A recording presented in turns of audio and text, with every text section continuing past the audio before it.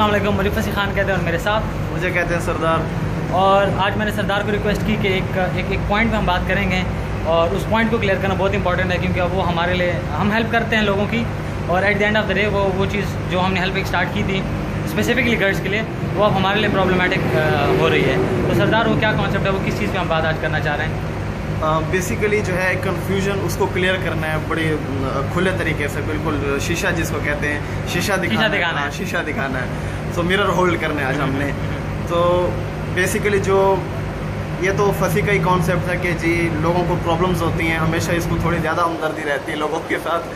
तो इसको ये था इसका नुकसान उठाना पड़ रहा है। सॉरी आपकी बात काट रहा हूँ। तो इसका ये था कि हम पिक एंड ड्रॉप जो है वो लोगों को दें, और किसी भी थ्रू, क्योंकि पर्सनली हमारी कोई मतलब ऐसी कोई कंपनी नहीं है या कार लिफ्ट की हमारी कोई पर्सनली हमारी कोई ऐसा कुछ नहीं है। हम लोगों को जस्ट कनेक्ट करते हैं या लोगों को मिलवा के देते हैं कि ये दो लोग हैं, आपको ये चाहिए और इसने ये चीज़ देनी है या इसके पास ये सर्विस है। तो बेसिकली हम दो लोगों को मिलाते हैं, ये जो कॉन्सेप्ट है। फर्स्ट ऑफ ऑल मैंने इस फंसी को 12 मना किया था कि फंसी ये चीज़ मत करो, क्योंकि ये चीज़ जो है वो रिफ्लेक्ट अच्छा नहीं करेगी हमारे काम पे या हमें, क्योंकि हम लोगों को अवेयरनेस देते हैं और फिर जो लोग कहते हैं कि जी आपने ऐसा किया, क्यों लोग हमें जानते हैं उनको नहीं जानते। तो फंसी ने कहा नहीं। तो मैंने इनको बार बार मना किया था। ये खड़े हैं और अभी जो है इनको आज है और उसका रिज़ल्ट मिल गया है। सो मैं खुश नहीं हो रहा कि जो मेरी बात है वो ठीक हो गई, लेकिन मुझे पता था कि ऐसे होगा। बट इनको ये था कि नहीं फिर भी हेल्प की जाए।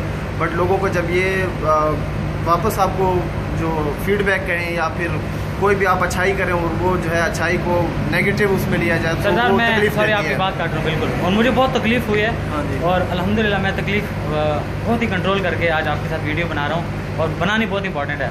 मैं ये कह रहा हूँ सरदार, एक तो मुझे अल्हम्दुलिल्लाह आपकी वर्थ पता चली और आपके माइंड की कदर हो गई है, प्लस मैं स्टिल पछता नहीं रहा, क्योंकि इसी तरह आपको सराउंडिंग्स का भी पता चलता है कौन आपके साथ फेयर है, कौन आपको डिफेम करने की कोशिश कर रहा है, और प्लस इस तरह आप ट्रायल एंड एरर करके आप इम्प्रूव करते हो अपने काम को और अपने आप को। बिल्कुल, मैंने तो कहा कि मुझे बिल्कुल भी खुशी नहीं है कि मेरी बात जो है वो सही साबित हुआ है, लेकिन मुझे इसकी अफसोस ज़रूर है कि एक बंदे ने अच्छा काम किया और उसको जो है उसकी अच्छाई को जिस भी खैर वे में लिया गया, हम उसको डिस्कस नहीं करेंगे। बट ये है कि देखो हमने बारहा ये कहा हुआ है कि आप जो दुबई का एयरपोर्ट है टर्मिनल 1 और 3 पे आए, क्यों आए उसको जो है बारहा डिस्कस किया गया वीडियोस में, इसलिए आए ताकि आपको वहाँ से मेट्रो जो है वो इजीली मिल सकती है, और मेट्रो का जो रेट है वो बहुत सस्ता है और इजीली जो है वो स्टेशन में जाके रुकती है, अपने स्टेशन में जाके रुकती है 1.5 मिनट या 2 मिनट के बाद जाके रुकती है, ऐसे ही तकरीबन।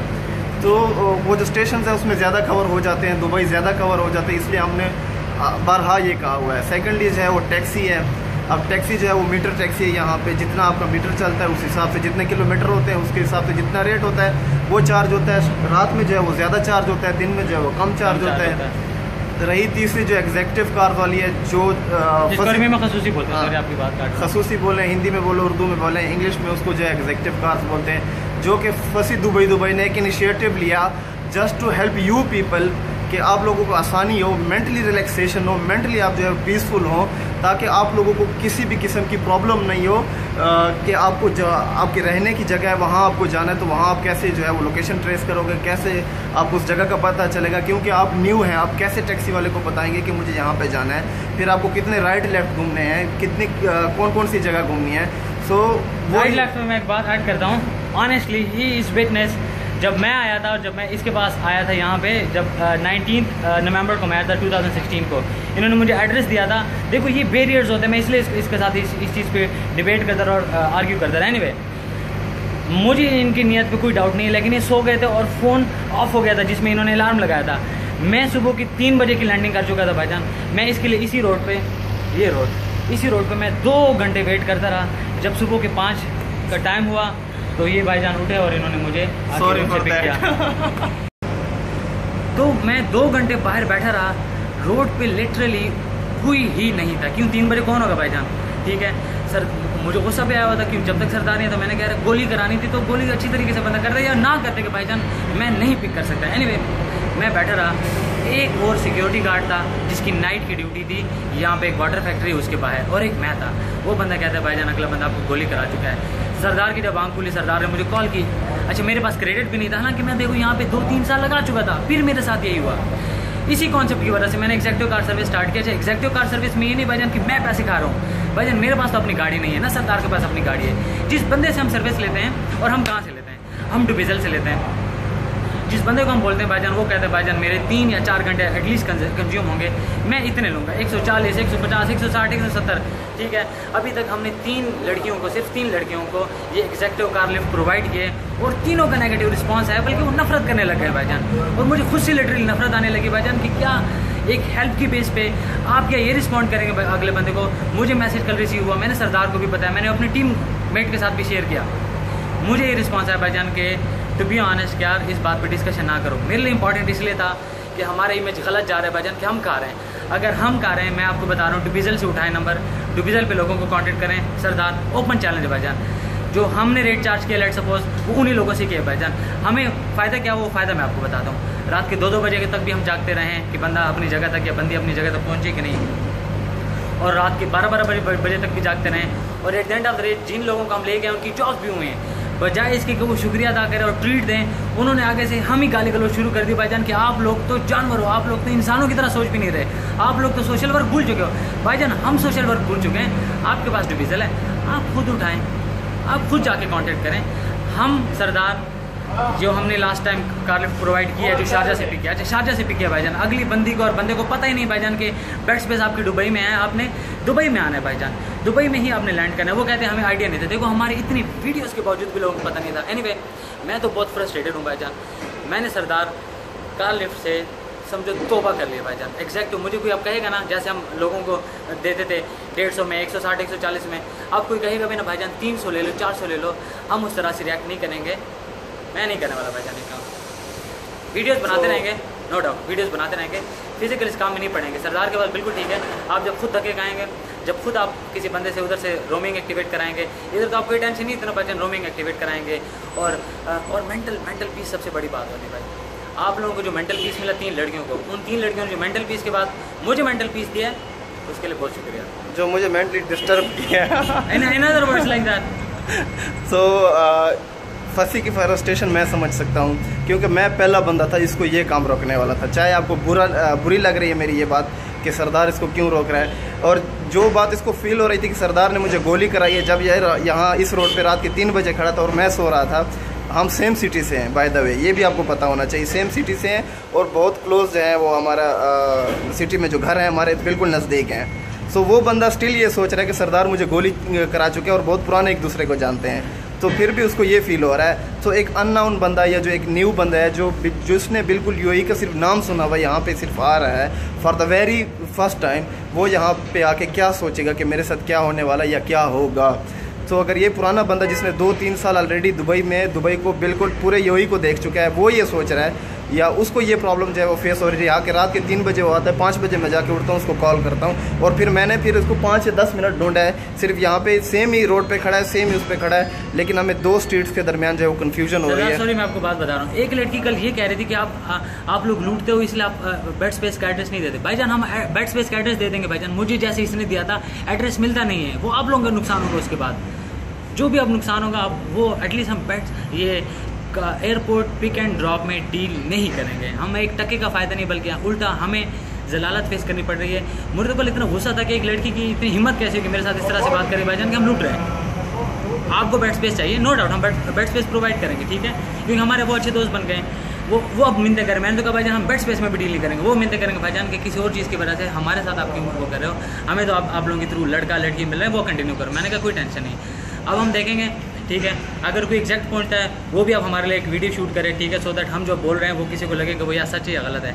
या अगर कोई नहीं पहुंच रहा और आपको हैसल एंड बसल का फेस करना पड़ रहा है वो भी आप बताओ, सो दैट लोगों को एग्जैक्ट चीज़ पता चले।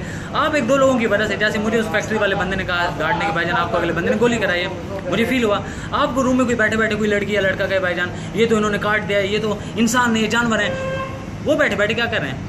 नेक्स्ट टाइम जब आपके थ्रू उसी बेड स्पेस पे कोई आ रहा है तो वो लड़की आपके साथ जाए, वो लड़का आपके साथ जाए, देन पता चलता है भाईजान। बातें करना बहुत ईजी है, प्रैक्टिकल करना बहुत मुश्किल है। वही है कि अगर हमें वो करना होता तो हमें ये मतलब 450-500 वीडियोस बनाने की बिल्कुल भी ज़रूरत नहीं थी। जस्ट के क्या करना था, हमें आप लोग को इंडिपेंडेंट करना था। उसके बाद भी आप इंडिपेंडेंट नहीं हो रहे और टोटली डिपेंड कर रहे हैं और फिर गालियाँ जो है वो दे रहे हैं, तो आपकी गलती है। सॉरी टू से कि वो हमारी गलती नहीं है। फंसी की फ्रस्ट्रेशन या उसका जो आज गुस्सा है वो मैं समझ सकता हूँ, क्योंकि एक बंदा इतनी चाहत से और इतने इंसानियत का सोच के एक इंसान की हेल्प करता है और वो जो लफ्ज़ है वो वापस करता है जानवर के, तो वो बहुत बुरा फील होता है। अगर हो भी गया है तो इंसिडेंटली अगर कोई चीज़ हो भी गई है तो काइंडली दूसरे के बार आपकी बात काट रहा हूँ क्योंकि मेरे अंदर वो चीज़ रुक नहीं रही।